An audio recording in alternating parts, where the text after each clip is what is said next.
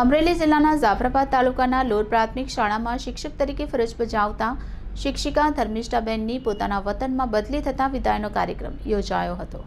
જાફરાબાદના Lord પ્રાથમિક શાળામાં શિક્ષક તરીકે શાળામાં તારીખ 20/3/2021 થી આજ દિન સુધી તેમણે લોર પ્રાથમિક શાળામાં ફરજ બજાવી છે।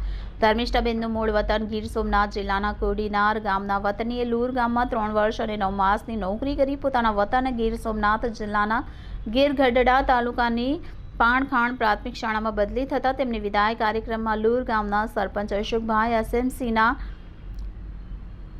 સભ્ય શિક્ષણવિદ ટીડી વરુ જોડવાડલી પ્રાથમિક શાળાના શિક્ષક કલ્પેશભાઈ બારડ લોર પ્રાથમિક શાળાના મુખ્ય શિક્ષક એન.કે. લેવા સાહેબ શાળા સ્ટાફ તથા વિદ્યાર્થીઓએ ભીની આંખે વિદાય આપી હતી। લોરે ગામના સરપંચ અશોકભાઈએ શાલ ઓઢાડીને વિદાય આપી તો ટીડી વરુએ ભેટ આપીને ધર્મિષ્ઠાબેનને વિદાય આપી હતી। જે શાળામાં 3 વર્ષ 9 મહિના નોકરી કરી એ શાળામાંથી વિદાય લીધી હોય ત્યારે ગામના લોકો અને શાળાના વિદ્યાર્થીઓને આંખમાં આંસુની ધારા વહી હતી। વિદાય હંમેશા કષ્ટદાયક જ હોય છે, પછી એ ઘરના આંગણેથી હોય કે શાળાના બારણેથી હોય।